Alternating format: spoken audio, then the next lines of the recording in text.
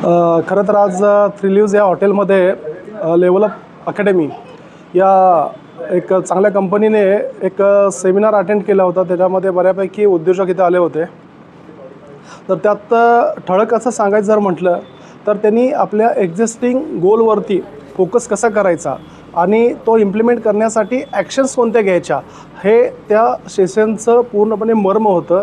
आणि हे ज्यांना ज्यांना समजलं ते 100% त्यांच्या उद्योगात आणि येणाऱ्या म्हणजे जे त्यांचं ड्रीम असेल किंवा गोल असेल त्याला 100% ते खात्रीशीर त्याच्यामध्ये उतरतील अशी मला खात्री वाटते।